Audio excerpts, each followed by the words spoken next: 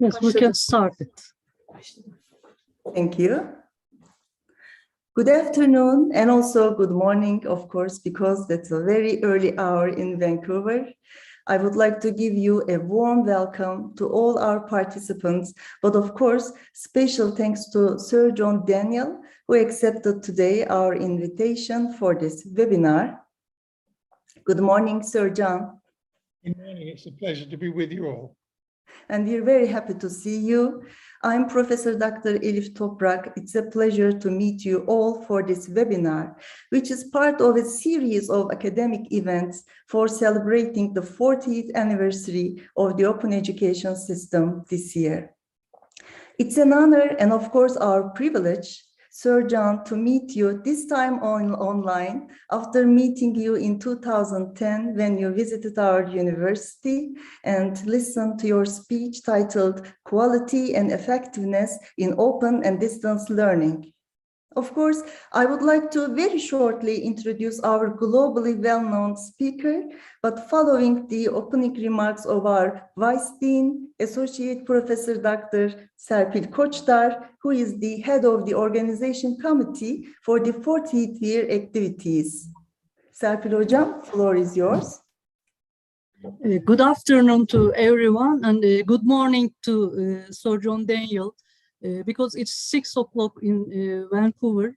Thank you very much, Sir John Daniel, for taking the time in the early hours of the morning to meet with us. We are celebrating the 40th anniversary of open and distance learning at Anadolu University, and it's a great honor for us to be with Sir John Daniel in this webinar. I would like to thank to you for your invaluable contributions to the theory and practice of open and distance learning, and of course for your contributions to our celebrations. I had the opportunity to meet you in the past in Eskişehir, and I hope we can meet again in person, and I hope we will have the opportunity to host you again in Eskişehir. I'm looking forward to listening to your speech. Thank you very much. Thank you. We all know that Sir John Daniel has devoted his career and life to education.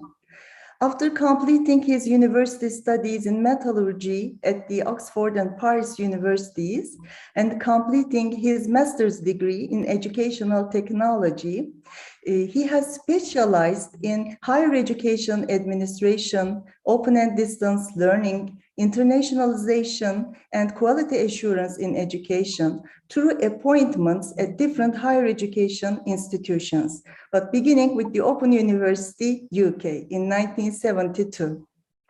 And this career then has been followed by executive positions at leading institutions in the field of open and distance learning. Open University UK, Athabasca University, very well-known international organizations, COAL, UNESCO, ICDE, to name just a few. Sir John has worked as the Vice Chancellor of Open University UK for 11 years, then as Assistant Director at the Education Directorate of UNESCO between 2001 and 2004, and was the President of COAL between 2004 and 2012. We are familiar with the terminology, with the term mega university in our field, and Sir John named the institutions with high number of students, more than 100,000 students, as mega universities, also including our university, Anadolu University, in the category in his famous book. Sir John, of course, has many, 32 honorary degrees from different universities in 70 countries. And of course, it's a privilege, honor that in 1998, he has received also an honorary doctorate degree from our university. So I recommend all of you to visit his website if you haven't done so before, for scanning, for seeing his over 400 publications, very valuable reports and articles in our field. Sir John, we can't wait to hear your ideas based on your very impressive experience in the field of open and distance learning. And I'd like to remind our participants that we will be having a question and answer discussion session right after your presentation. Thank you. Floor is yours. Thank you very much for that very nice introduction. Let me just put my slides on the screen to share those with you, and then we can get started. Yeah, Good. we can see them. Good. Well, that's wonderful. No, it's a great pleasure to be with you. And as you've said, I'm talking to you from Vancouver in Canada, and you can see the towers of Vancouver in the background, I think, of the video. And here it's 6 o'clock in the morning. It's just getting light. And as we talk, it'll get lighter and lighter, I expect. So it's a pleasure to be here, particularly in this webinar that is part of a series to celebrate the 40th anniversary of Anadolu University's open education system.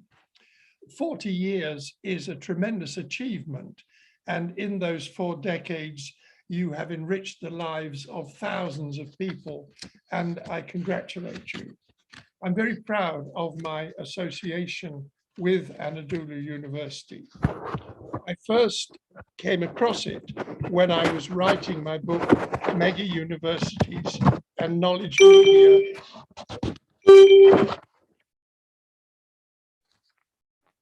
Technology Strategies for Higher Education.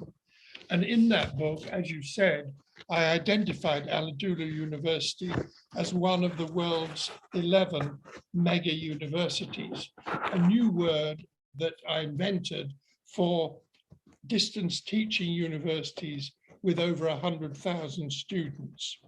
And in 1998, as you just said, I was very honored to be invited to Eskişehir to receive an honorary doctorate from Anadolu University.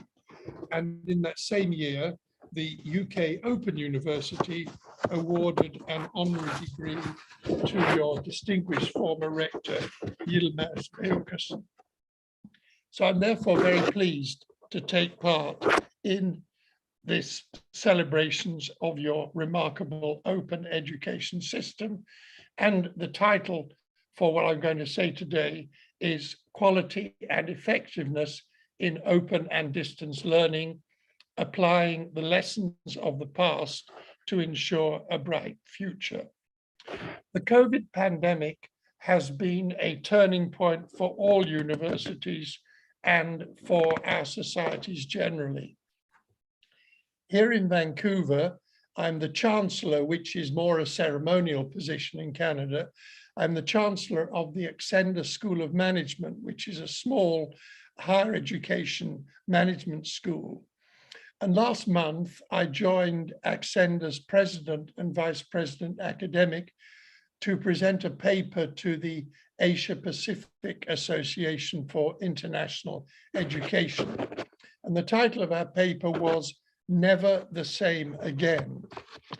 As that title implied, we believe that the Accenda School of Management will never go back to operating in quite the same way that it did before the pandemic hit. Before the pandemic, all our courses were taught face-to-face in classrooms.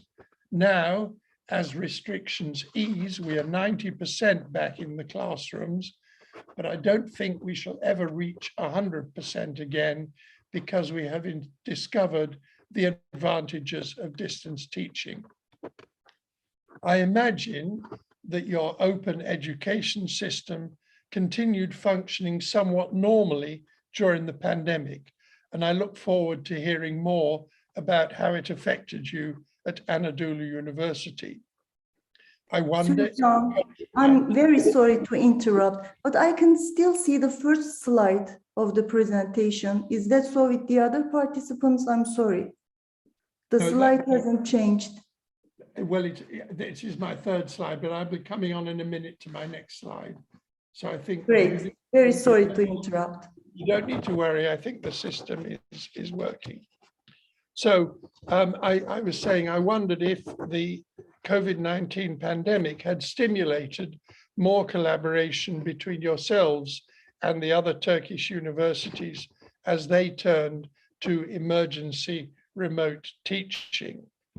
In much of the world, and I expect in Turkey too, the pandemic disrupted the usual teaching methods.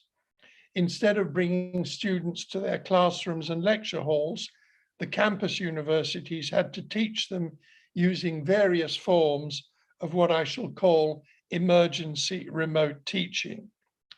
Some also called this distance learning, but as I shall try to make clear, distance learning, or as I prefer to call it, open distance learning, is a richer experience than emergency remote teaching.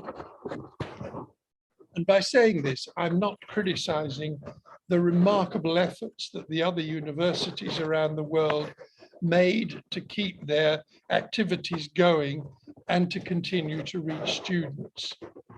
Many universities around the world, including our own School of Management here, had to move their activities off campus in the space of little more than a weekend. And it is really quite remarkable, looking around the world, how teachers and students adapted to that and made the best of it. But if these other Turkish universities plan to continue with some level of remote teaching as the pandemic wanes, they need to develop a richer appreciation of the range of open and distance learning and the opportunities it presents.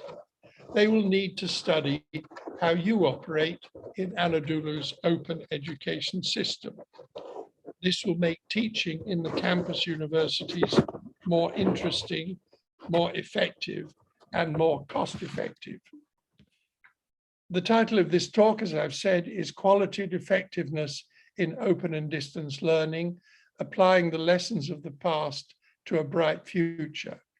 And I shall explore 6 aspects of distance learning to demonstrate its scope and variety, showing how those who had to switch quickly to emergency remote teaching inevitably missed some of the rich opportunities of open and distance learning. Now, because your open education system is based on open and distance learning, nothing that I shall say today will be new to you, but sometimes it is good to go back to basics and reflect on the fundamentals. My first point is to encourage you to treasure the long history of distance learning. I do not need to describe this to you, and not only because you have conducted distance education at Anadolu for 40 years. You will not make the common mistake of thinking that distance learning began with the arrival of the internet in the late 20th century. It goes back much further than that. Indeed, distance education began nearly 2,000 years ago in what is now Turkey. The Christian apostle St. Paul, who was born in Tarsus, developed a highly successful method of teaching at a distance. He wrote letters, which were called epistles, to the infant Christian churches around the Mediterranean. And some of his most famous letters were addressed to groups in cities and regions of what is now Turkey. I think of Ephesus and Colossae, and of course Galatia, which I believe was the former name for what are now the provinces of Eskişehir and Ankara. Paul's letters were studied and discussed by the priests and the people in these communities. And this system of teaching and learning was an important element in the growth of the Christian church over the next 2,000 years. You could say that St. Paul was not only the pioneer of distance learning, but perhaps the most successful practitioner of all time.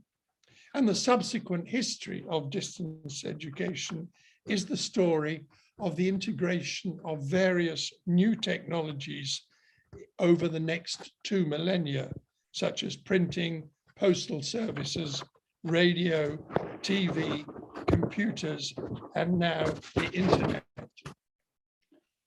My second point is that good distance education has two key elements: good teaching materials that students can work with on their own, and group discussions where they can explore points of difficulty with a tutor and with each other. These were the two components of St. Paul's distance education system, and putting together an effective blend of these two types of activity is still the key to successful distance learning today. In a paper that I published back in the 1970s, I called this Independence and Interaction, Getting the Mixture Right. It made the point that distance education requires the student to do some learning independently using the learning materials, but to promote success, to also interact with others to clear up points of difficulty and enrich understanding. A mistake that we made during the pandemic, particularly in places like Canada with a rich telecommunications infrastructure, was to assume that live lectures over the internet were effective distance education. As the months went by at our Accender School of Management and elsewhere, instructors started adding asynchronous activities that students could do in their own time. And further development of such activities must be an important part of the future, because students need to be able to work on materials independently. My third point is to stress the importance of getting learning materials to the students. As the pandemic continued in Vancouver, we noticed that the performance of our Accender students steadily improved from what it had been before COVID-19.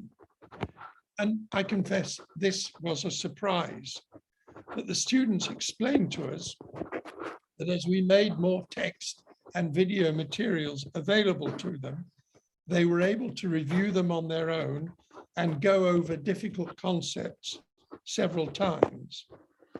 The mistake we made in the early days was to assume that lectures on Zoom were enough. It was the ability of students to access them again that made the difference. As I just noted, the history of distance education is the story of adding new technologies to make materials distribution easier. St. Paul sent out his letters to Ephesus, Colossae, and Galatia with couriers on donkeys and camels. Then came printing and postal services, and now the internet, making the distribution of study materials today instantaneous and almost cost-free. And looking at your website, I am very impressed by the variety of services and options that you offer to your open education system students. Point 4 is that one of the great assets of distance learning is that it can be conducted at scale. And Anadolu University is a wonderful example of that. As I said earlier, in the 1990s, I coined the term mega universities to designate distance teaching universities with over 100,000 students. And indeed, as I said earlier, it was in writing my book, Mega Universities, that I first got to know Anadolu University. There were 11 of them then. But now there are some 50 mega universities around the world, and they are making a very important contribution to access to higher education and the achievement of the United Nations Sustainable Development Goals for 2030. Because I'm sure I don't have to remind you that the demand for higher education in much of the world remains large and growing, and good distance education at scale can help to satisfy that demand. I make 2 points about operating at scale. First, when you are producing something, and learning materials are no exception, it is helpful to have economies of scale. The great economist Adam Smith identified this as one of the key advances of the Industrial Revolution of the 18th century.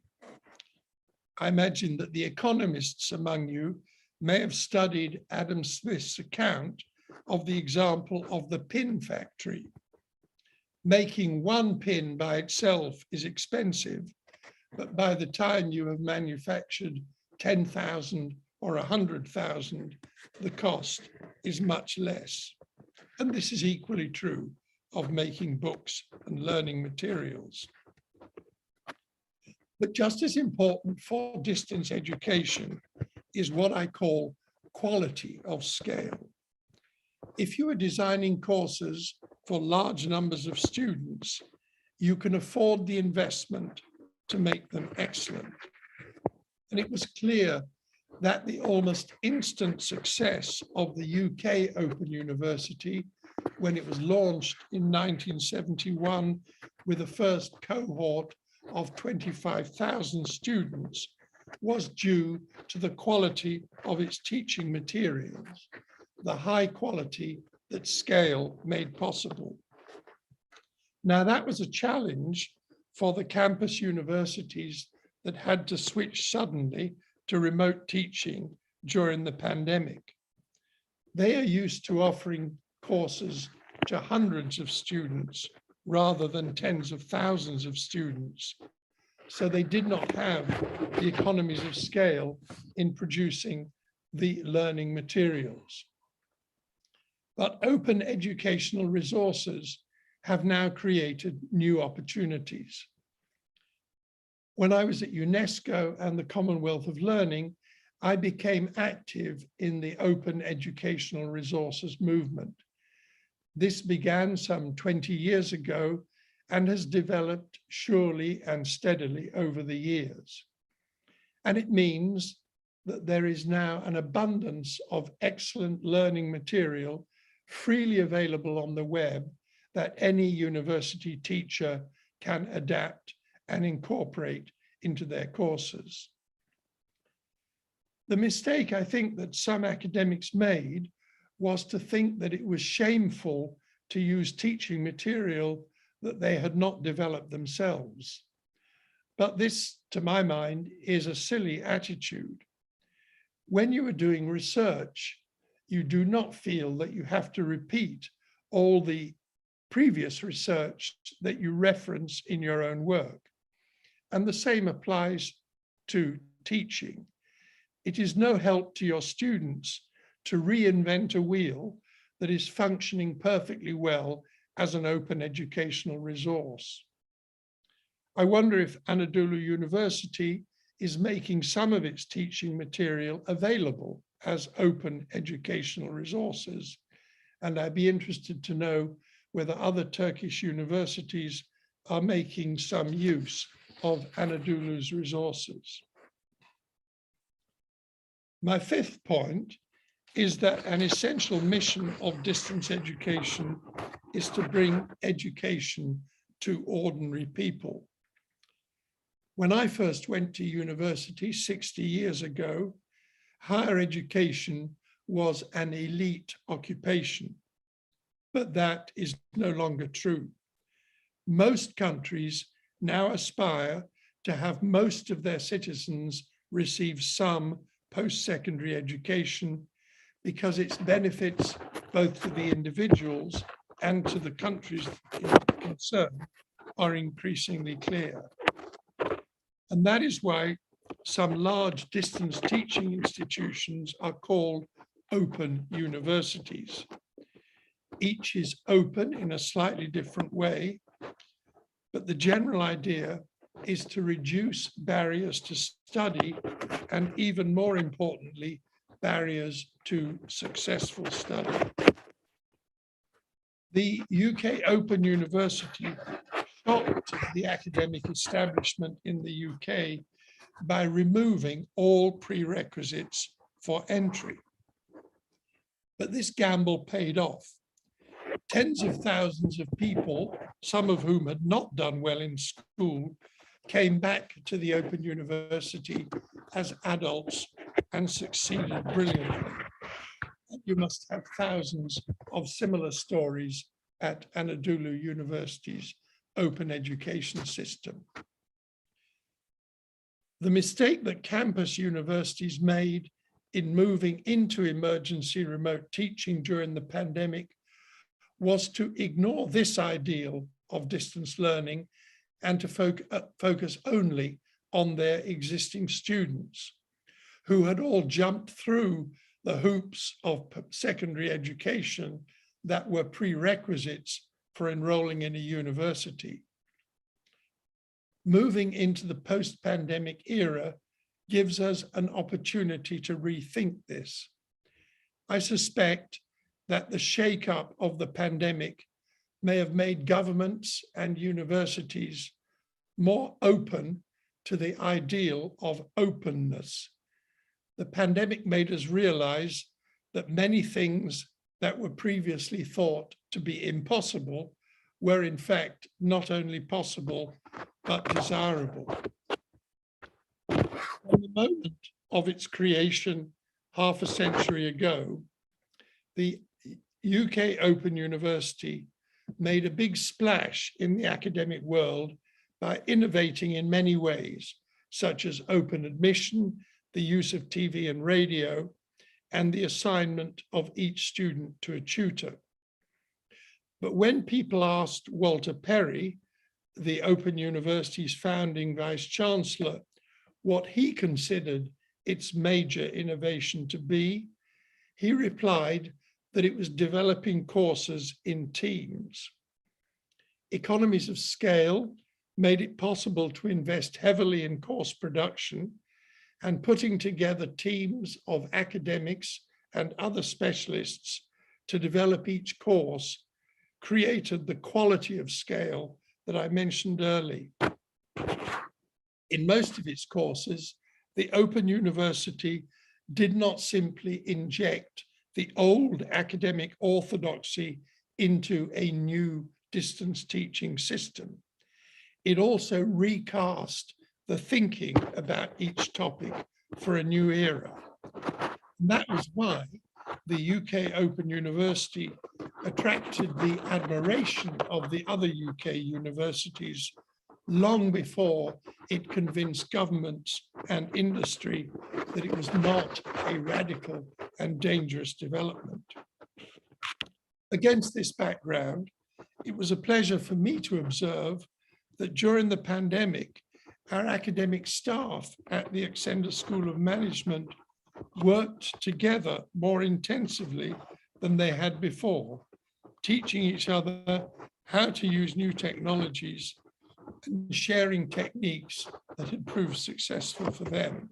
And I wonder if Turkish universities had a similar experience. So I conclude that a mistake many universities made before the pandemic was to regard university teaching as a rather private activity in which each instructor operated solo in designing, teaching, and assessing each course. If the pandemic has shown us that teaching should be a more public activity in which we work together with our colleagues for the benefit of our students, it will leave a very positive legacy. The experience of living through the COVID pandemic will have changed higher education in ways that we shall only fully discover in the years to come. For now, I simply say that there are good and bad legacies. The good legacy is that millions more students and teachers will have experience of distance learning, and that will probably be helpful to Anadolu University and its open education system. But the bad legacy is that the emergency remote teaching carried out by the campus universities took the open out of open and distance learning, since they did not try to reach beyond the students that they were reaching already. And that gives you at the Anadolu Open Education System the duty to continue the fight for openness in higher education, for the removal of barriers to entering university, and for the removal of barriers that impede student success. And I wish you well in that great endeavor. So I thank you for your attention. It has been a pleasure to be in touch with Anadolu University again. You are doing great work, and I look forward to discussing these 6 points with you.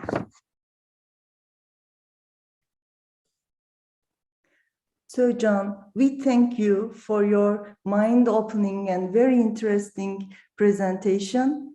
And you also asked us some questions. You're wondering about our experiences during the pandemic, of course. And when listening to you, I also saw that the vision of using the Open University UK model has been, of course, very important and has a very important part in the success of Anadolu University's open education system, since you were talking about the quality of scale and the importance of working in teams. That is exactly what we do at Anadolu University. So our dear participants, of course, may have questions.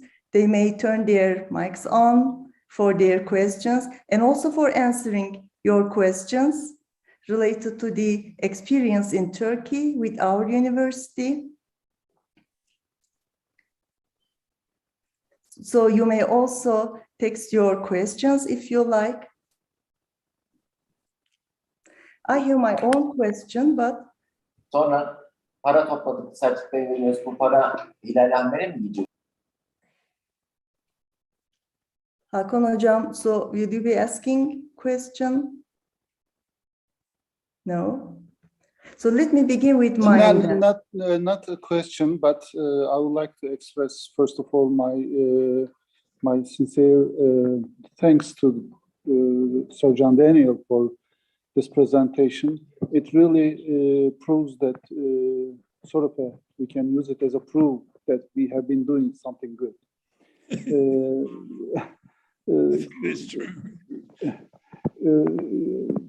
Sir John Daniel, you asked about open education resources, and if we are creating any open education resources and sharing those our materials. Actually, we have been sharing all of our course materials that we produce for our distance students to everybody, to all country, for some time, more than 12 years we've been doing it. It started when the first open courseware project started in MIT. We also initiated a project and opened up all of our course materials to everybody. Currently, all of our videos, TV programs, everything in terms of audiovisual materials are on YouTube channel, and everybody we can easily access those. Plus, we share our textbooks as PDF in PDF format.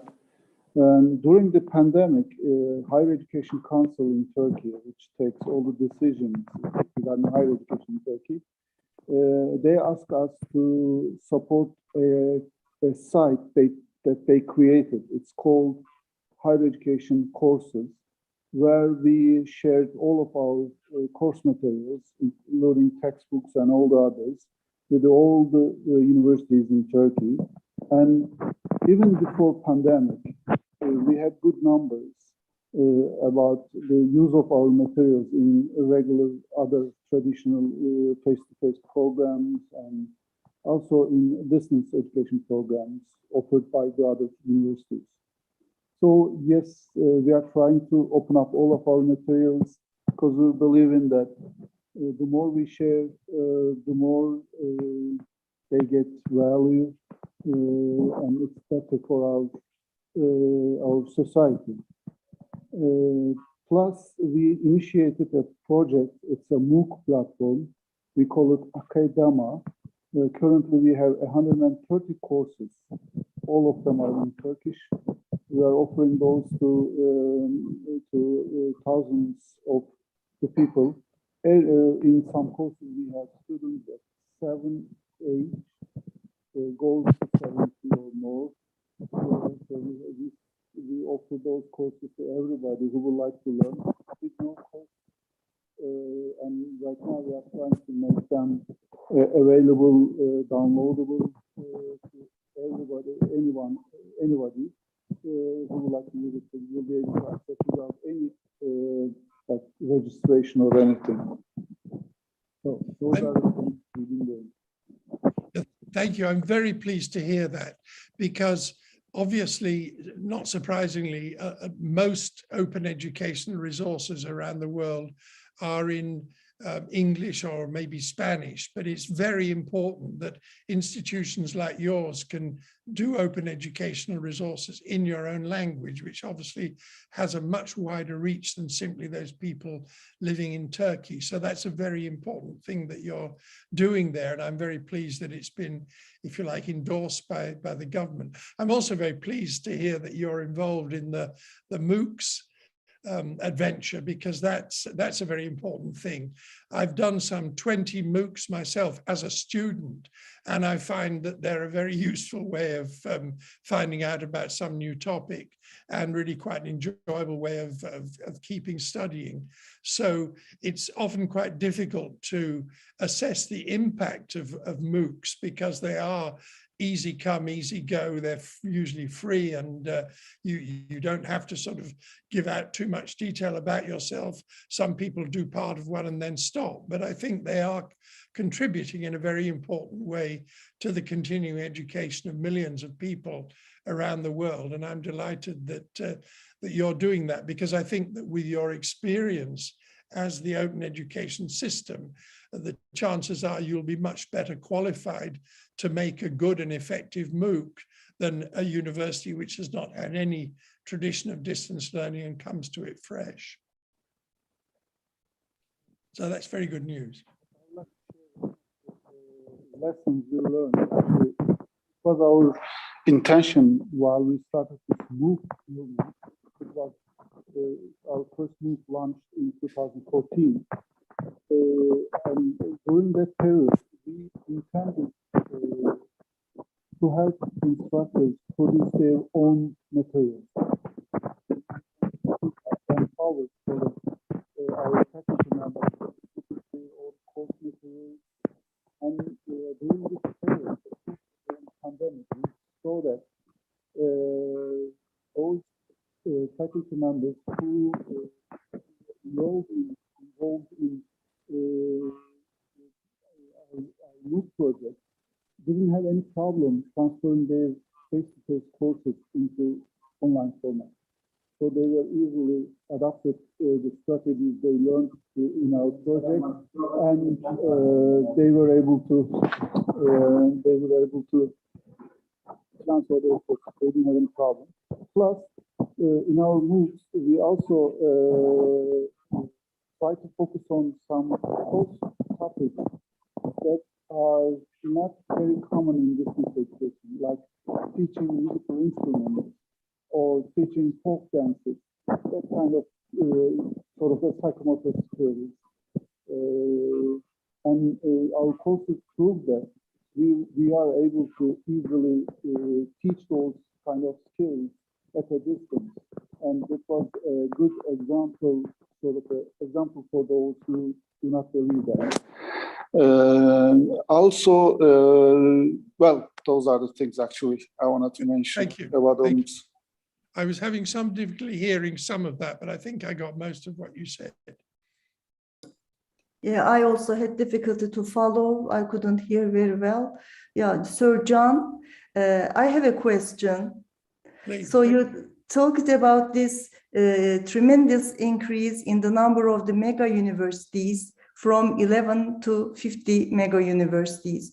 Of course, they are very important, especially in the developing countries. And you also talked about the achievement of sustainable development goals Open education, distance education are very valuable for these goals, of course.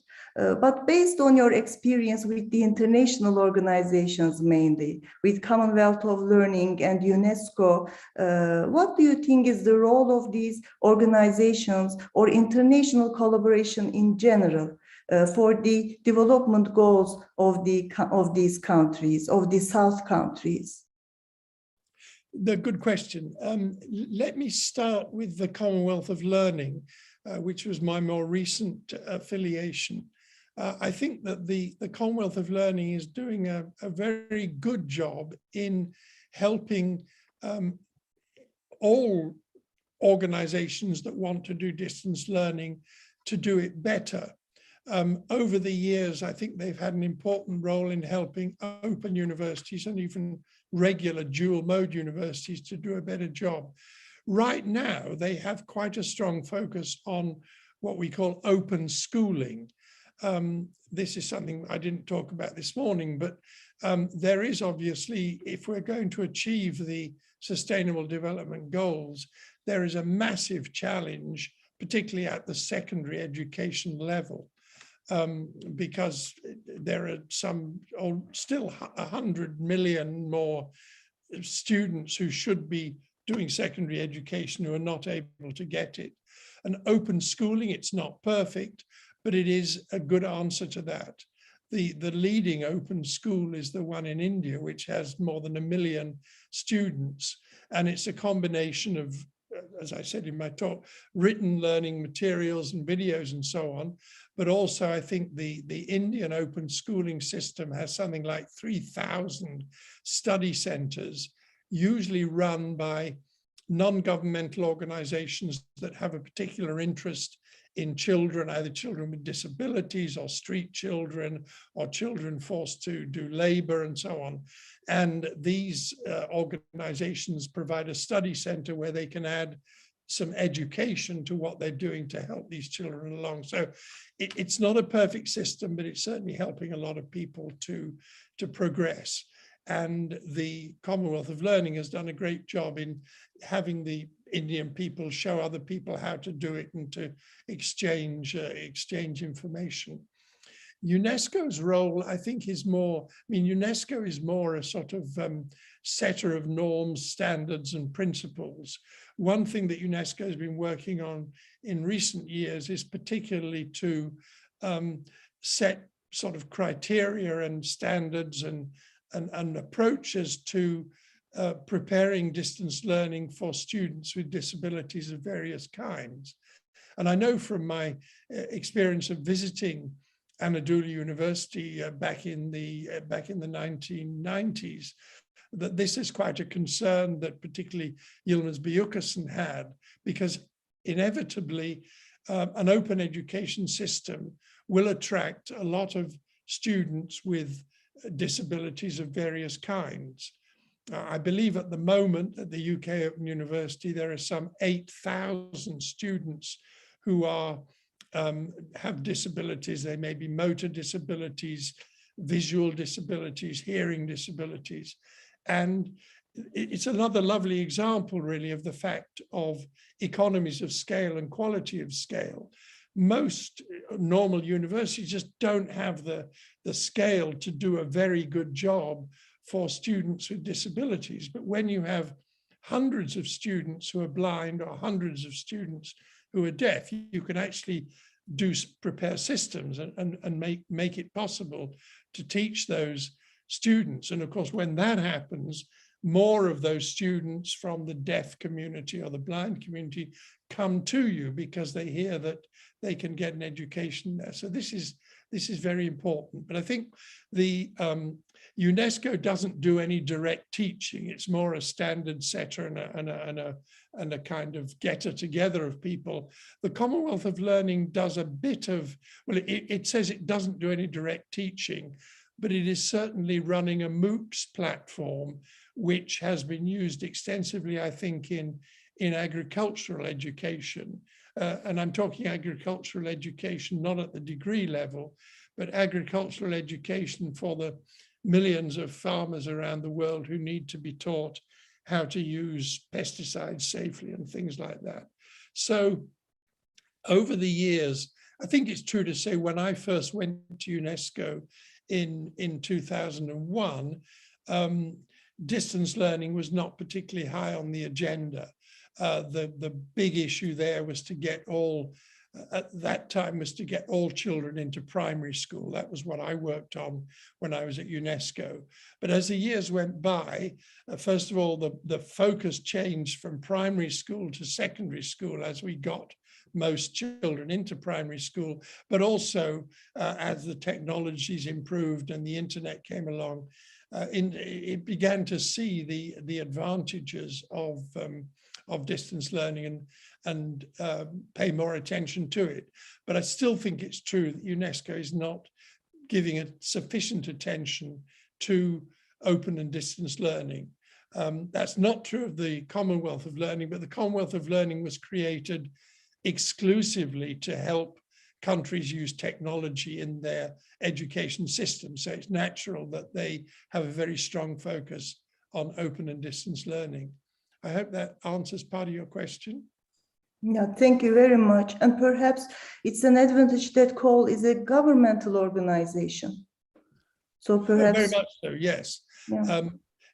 Intergovernmental organizations are peculiar sort of organizations, but nevertheless, I was constantly surprised. Sometimes if you work within an organization like UNESCO, you don't think that it's particularly effective because very diverse staff, very diverse objectives. But I was always surprised to find how seriously, particularly the emerging countries,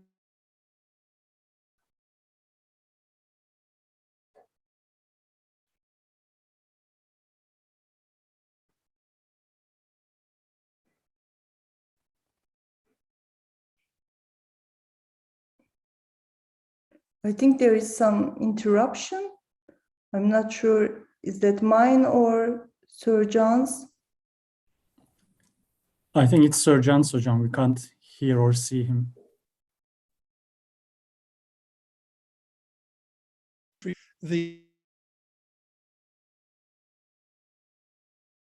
Sir John, can you hear me? Tamamen koptu galiba. Sir John, we couldn't hear your last words. Your mic is off now. That, yes.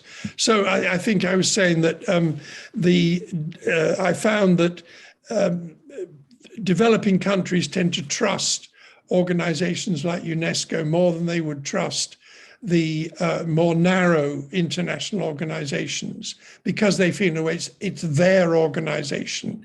I noticed that the African countries certainly regarded UNESCO as very important and took our policy recommendations very seriously and worked while I was.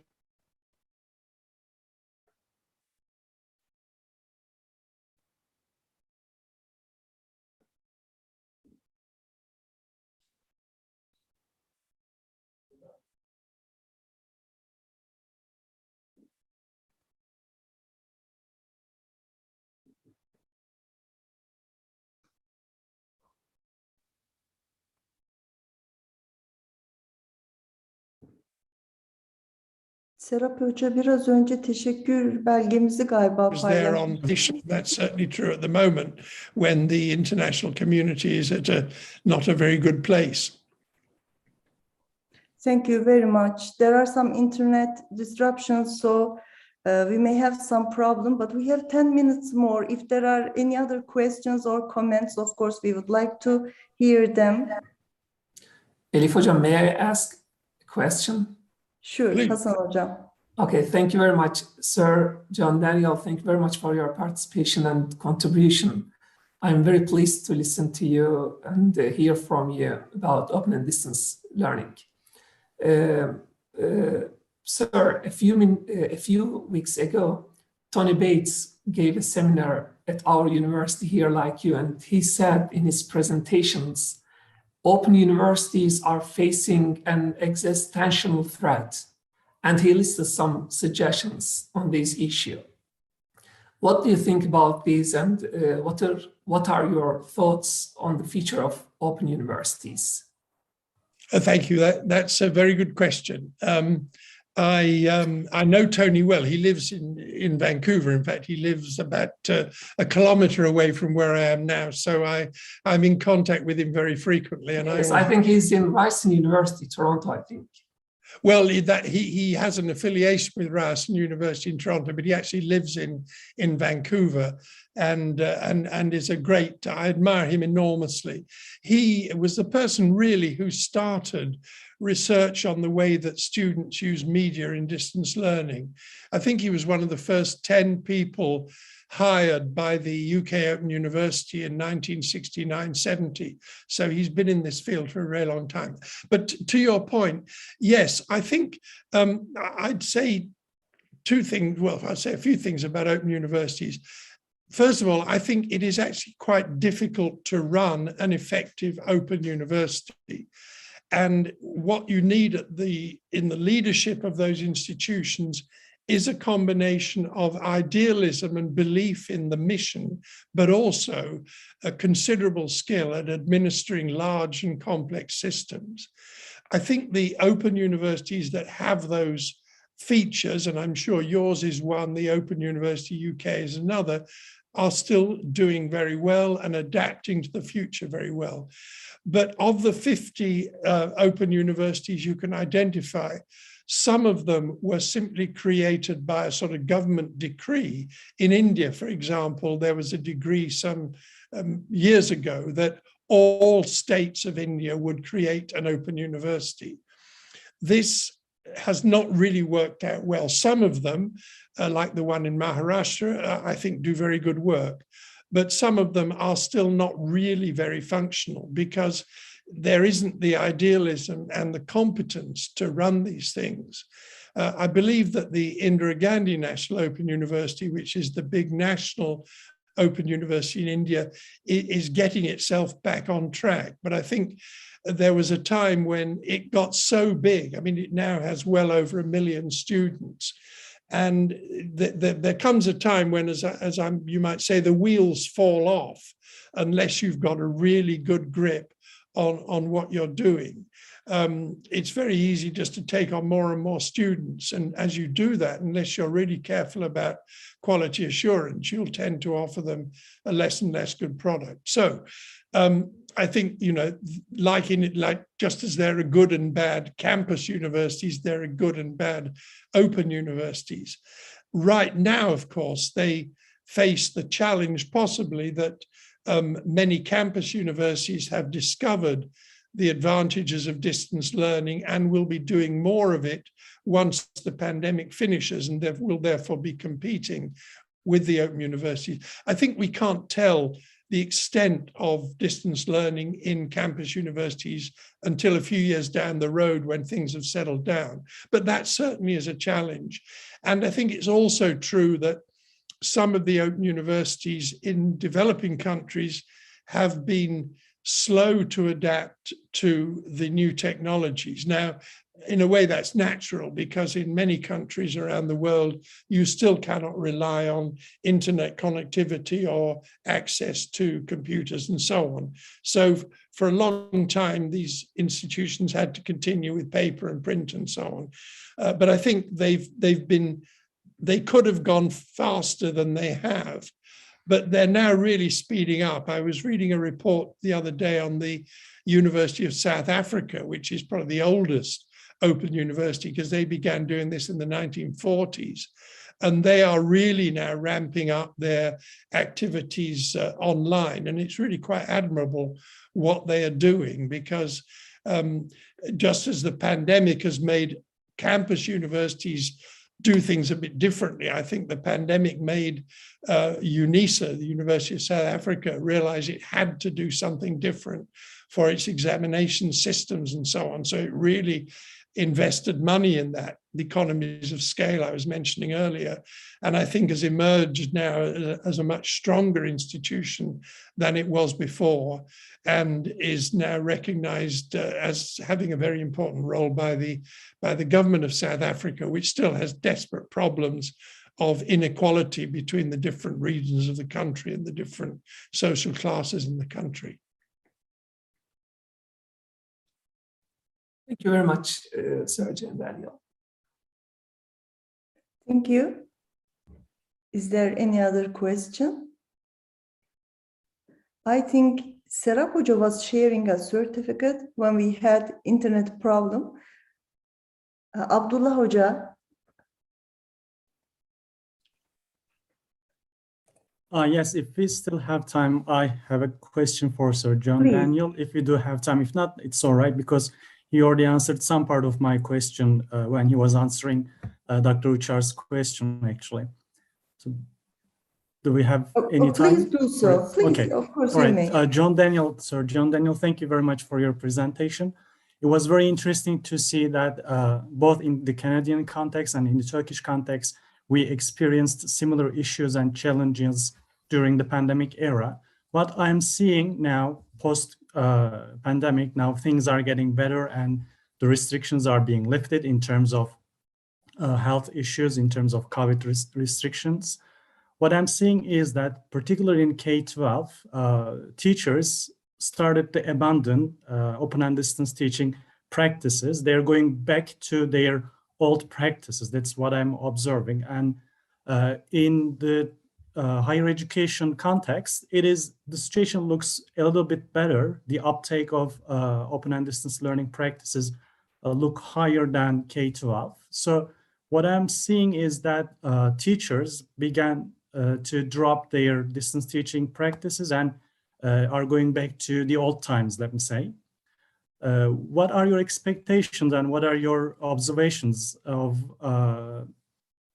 teaching practices of teachers at both K-12 and universities post-COVID? I know you've just answered there will be more teachers adopting open and distance learning, but what do you think the rates will be? I'm skeptical about the majority of teachers still adopting open and distance learning practices due to the challenges, like the technical challenges we have observed here, because open and distance learning or distance teaching was associated mainly with video conferencing.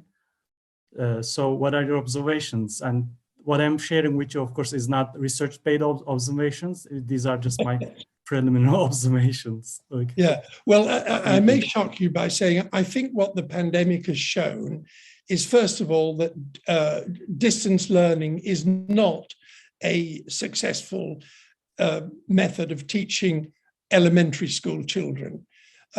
Most of the stories I've been hearing about that the kids get really bored, silly, sitting at home watching screens.